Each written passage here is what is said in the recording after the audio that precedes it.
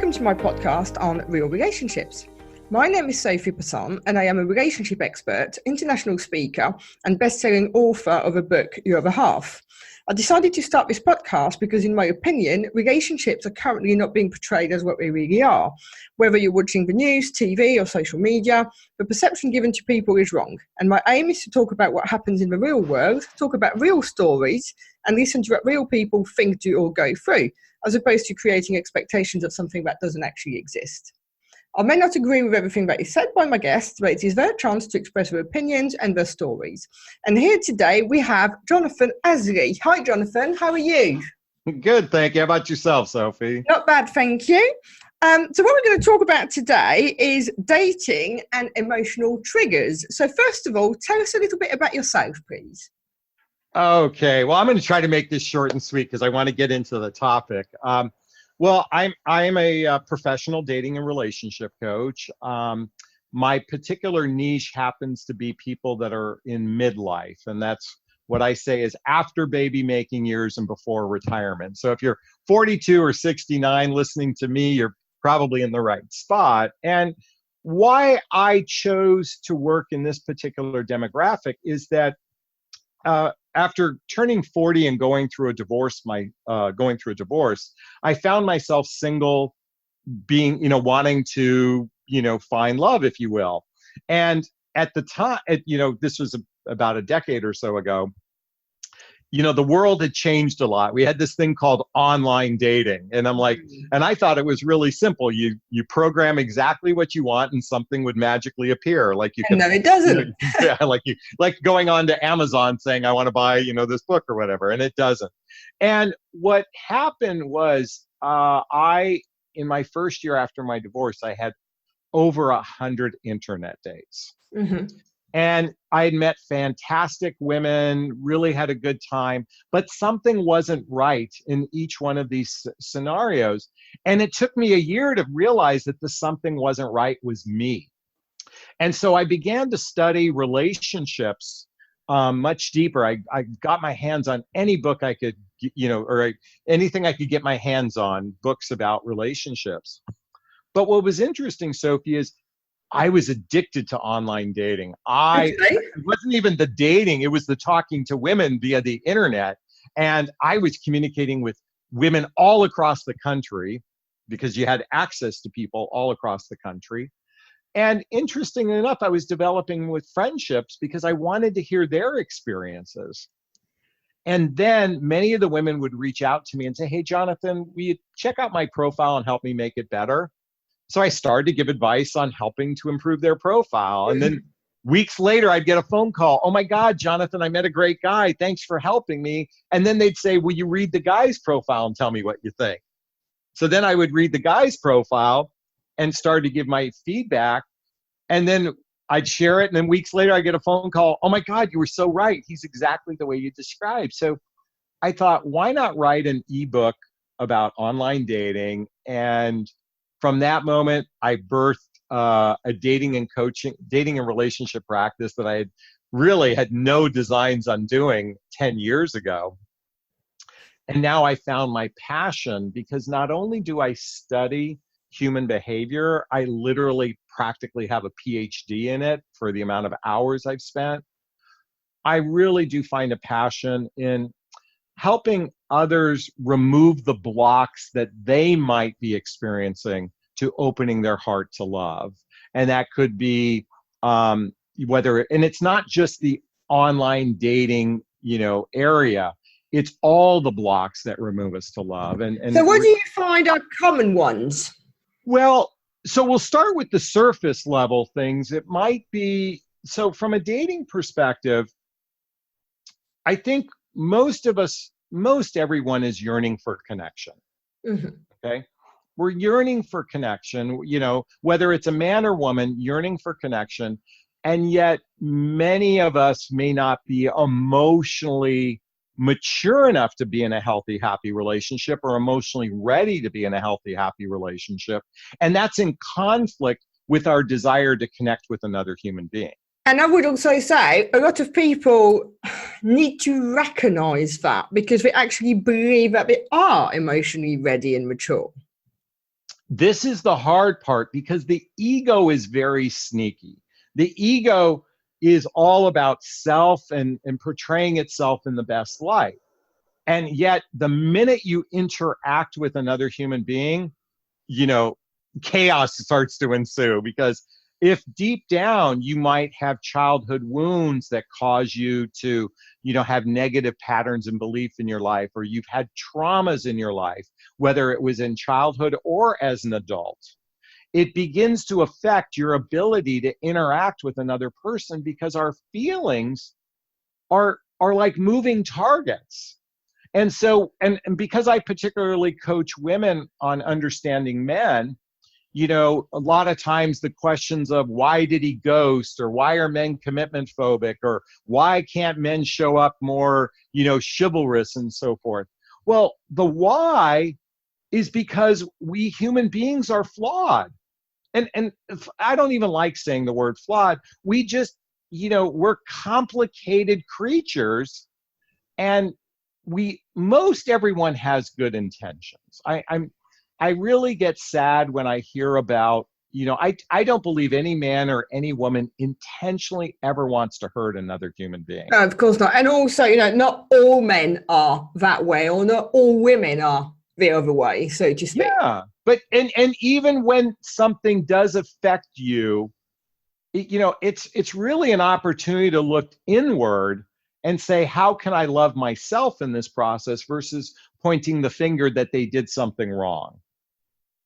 And so, for example, if I use ghosting, most people that, disengage from a relationship and do it silently is because there's a deep fear going on inside of them. There's a complexity that's going on inside of them that makes them difficult for them to express their feelings in a way that can land in a positive way to another human being. And I don't fault humans for not being good communicators. I mean, everyone talks about how communication is important in relationship. And yet the reality is human beings communicate very poorly to one another, whether it's romantic relationships, whether it's professional relationships, even, a parent with a child.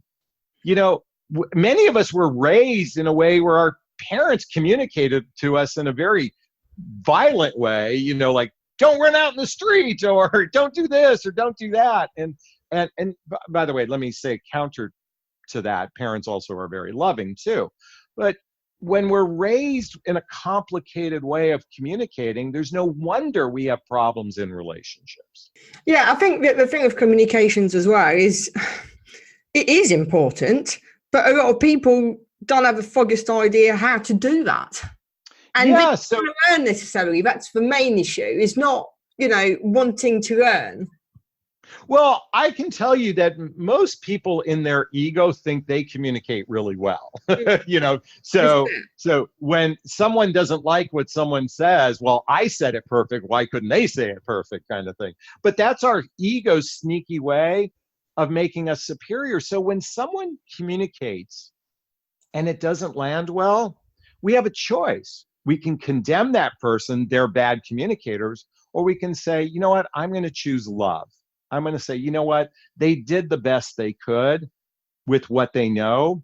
And it doesn't mean that, anyone should compromise their own boundaries and choose bad behavior.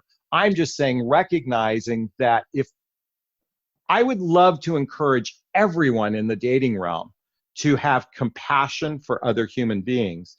Yeah, which they don't do. Yeah, and it starts with compassion within yourself and healthy boundaries within yourself. And then you might be able to have compassion for others. And do you find that some people have maybe warped expectations with online dating?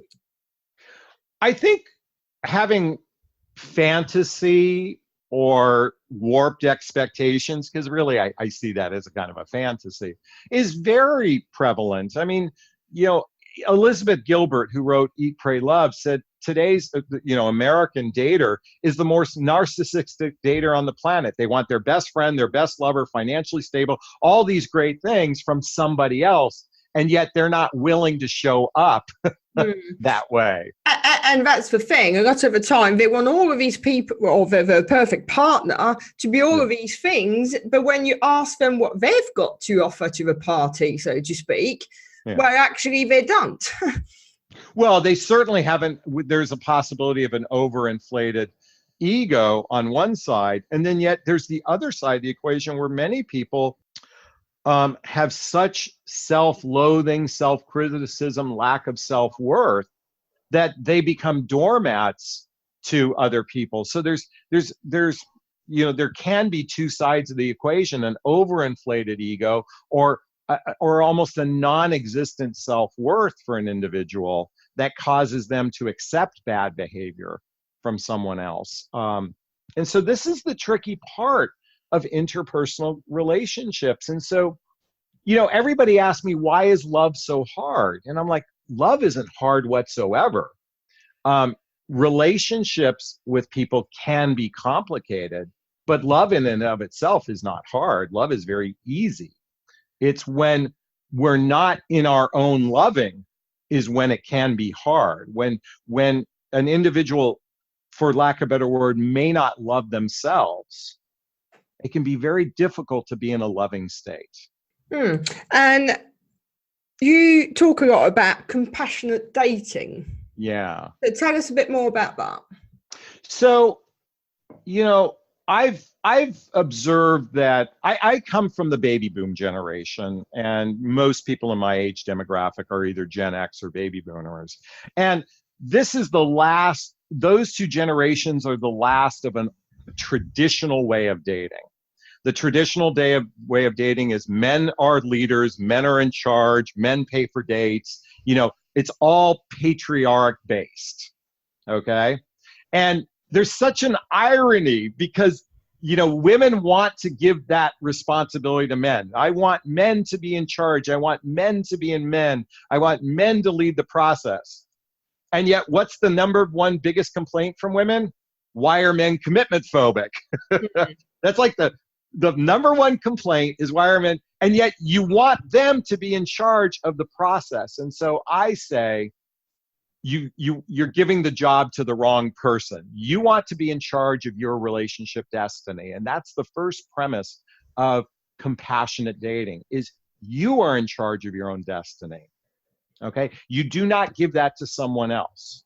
And so compassionate dating is looking at the dating process as a two-way street, not a one-way street that And a lot of people will rationalize, well, I don't do that. I always treat it as a two-way street. If you have an expectation from another that you're not willing to do yourself, then it's a one-way street.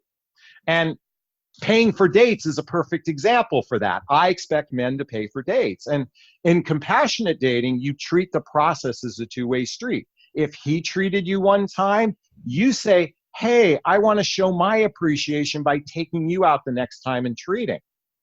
And that actually triggers a man to value that woman greater than if he was just solely in charge. Actually, it triggers the man's subconscious that says, wow, she's partnership material. And so compassionate dating is seeing the process not gender-based, per se, but as personhood and not genderhood. It's about seeing the process as a two-way street. That's one of the first premises of compassionate dating. The next premise of compassionate dating is to recognize that human beings are messy, and to recognize that, people communicate ineffectively at times. People do stupid things, and rather than condemning them or even yourself, it's having compassion for other people and go, you know what? I think they're doing the best they can. Doesn't mean I have to be in relationship with someone who behaves poorly or badly. But when we shift to compassion, again, with compassion for ourselves and a boundary for ourselves, but having compassion for another human being, guess what that opens you up to more? Yeah. It opens you up more to love. And a lot of people will say, well, I've been compassionate, I've been this and been this. Well, good. It's good that you've been that way. Don't stop being compassionate to others, and have a boundary if someone is not behaving the way you prefer them to behave, And I or at think least in your healthiest way. the thing as well is that you have to take responsibility. A lot of Yes. people leave it, as you said, either to the other person or to chance or whatever, but you have to take responsibility. Yeah.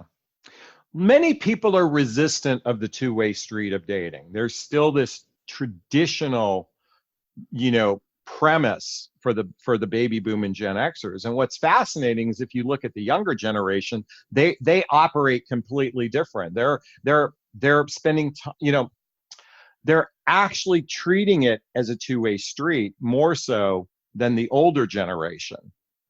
And yet there's a lot of abuse going on in dating. I mean, let me just say this for the women listening, and I'm going to say something to the men who are listening, is that I can say, yes, men behave poorly and badly because they're driven by sex oftentimes. The motivation for sex sometimes, or in many cases, blinds them to being considerate to another human being. I think there is a apathy going on and a level of disingenuousness that's happening. Now, I can tell you the reason why is because that person who's acting that way is most likely hurting deeply on the inside, but they're never going to express it. And so the more one hurts deeply inside, the more they behave poorly to other human beings. Because when one is really happy with who they are, they tend to treat people with a lot more care and respect. So the more someone's suffering, the more most likely they're behaving poorly or badly. Okay? And so I don't condemn them, but I also don't necessarily condone their behavior either. So that's the one area where men oftentimes are behaving badly. And I think it's dangerous to call them out from a shaming perspective, but I certainly believe that an individual should speak their truth about what they're experiencing and do it with kindness. Now, what's happening on the flip side, interestingly enough, I just read an article that said that nearly 1/3 of women are dating today strictly just to get a free meal. And I was like shocked to read this. And it basically, because we still have this traditional model of men pay and treat, a lot of women are using men for that, that privilege, if you will, or that paradigm. And it's certainly not, a healthy way to approach the process. So, and men are feeling very used in this way. So, compassionate dating is going, you know what? I want to go out with another human being as if I would treat my best friend. How would I treat my best friend? That's how I believe there's a healthier way to approach the process, is just show up and treat them how you would treat your best friend. Yeah. And what would you say is the number one problem that single people are experiencing at the moment? Well, so the dating process right now consists of a hell of a lot of trial and error. Whether it's the swiping trial and error, whether it's the online dating trial or error, whether it's the you sleep with someone and it doesn't work out, there's a lot of trial and error going on. And what can happen is that can deeply affect your emotional state of being. And so dating triggers the number one emotional health issue facing at least those of us in the United States, and I'm sure it's the same in the UK. And that is, if you've had a lot of bad experiences and you take it personally, you're abandoning your own self-worth and self-love. I mean, enough of bad experiences, and many people can either become jaded and bitter or sour or give up on the process altogether. And yet, just like Einstein, who said, it took him 10,000, it took him 10,000 tries to create a light bulb. He said, I learned 10,000 ways not to create a light bulb. It was on that 10,001 that he got the light bulb.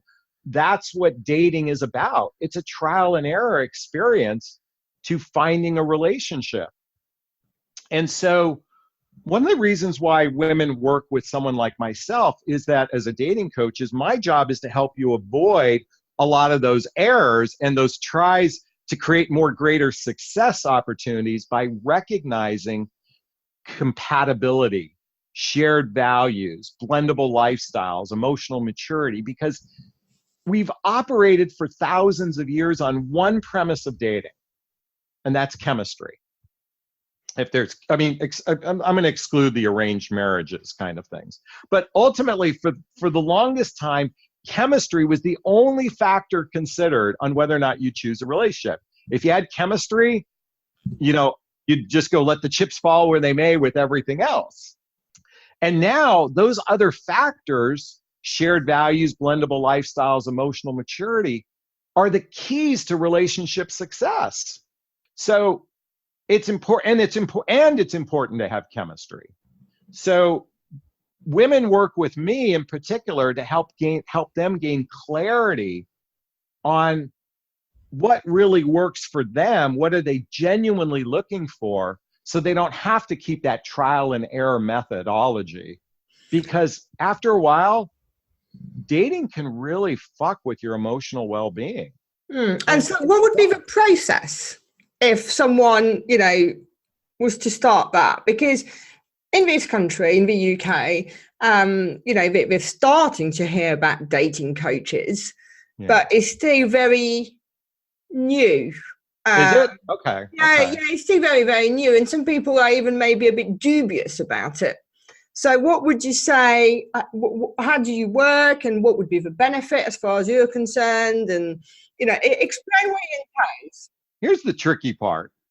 Everybody wants to give advice on dating and relationships. I mean, there is a laundry list dating back to usually your mother or father was the first people you ever got dating advice from. And I certainly know my mother was very opinionated, and yet she was born in the 1920s, I should add, not the 2020s. She was born in the 1920s with a very old paradigm on her perception about dating and relationships. So here's this thing here, at least in the United States, there is a proliferation of dating coaches out there. Mm-hmm. And many of them are giving, now this is a judgment, what I'm about to say, but I think they're giving very unhealthy advice. Okay. Because it's very ego-based advice. So my invitation for those listening, whether a man or woman, is, if you're thinking, and the purpose of a dating coach, like any coach, like, I'm a golfer, so Tiger Woods has a swing coach. I have a friend who's a musician and they have a music coach, and I have a friend who, has a PR person to help them with their business, and they have a PR coach kind of thing. So the value of coaching is to help an individual really experience the best of themselves. That's the value of a coach. When considering a dating coach, here's my invitation, is before you hire anyone, go to their YouTube channel and watch their YouTube videos. Any dating coach with any salt to them has content out there. And watch their content, listen to their podcasts, and choose those people that resonate with you, that you feel like, they get me. Mm-hmm. Because the really good dating coaches aren't telling you what to do.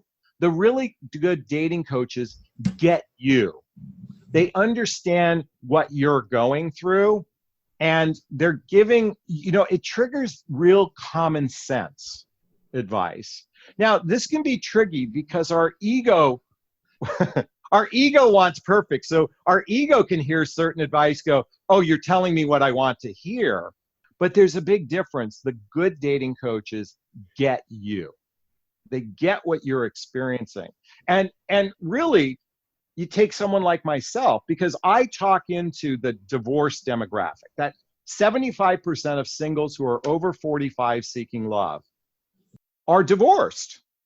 I mean, the balance of it are either the never married category, the widower category. So I speak into the pain that goes through a divorce because I've been through it. I've been through alimony and child support and visitation rights and family court, because I had children. But even the dynamic of divorce it's an unraveling of the tapestry of a life. And in this age demographic, we're dealing with other things. We're dealing with health issues. We're dealing with erectile dysfunction. We're dealing with elderly parents. We're dealing with, assisted living facilities. We're dealing with job issues. Most dating coaches are the surface level coaches. They're saying men should do this, and especially the people that coach to women. They say this is how men should show up. They're not talking about the real emotional challenges that are causing people, remember I said before, behaving badly. Mm-hmm. I speak into those things because if you really want growth in your life, then understand why a person shows up a certain way rather than judging them for showing up a certain way. And to you, what makes for a successful relationship? Well, certainly a couple of things I just shared. I believe that chemistry, we want that connection, that vibe, that resonance. That's certainly there. I think number 2 is shared values. Do you share my values? People that are on extremes of their values don't make good partners. I think ultimately, and one of those values is the desire to be in partnership. I only want to talk to women who have one desire, and that's to be in partnership. I'm not interested in working with the woman who wants a casual relationship. I'm not interested in working with a woman that wants to be with a man who has a casual relationship. I strictly talk into partnership.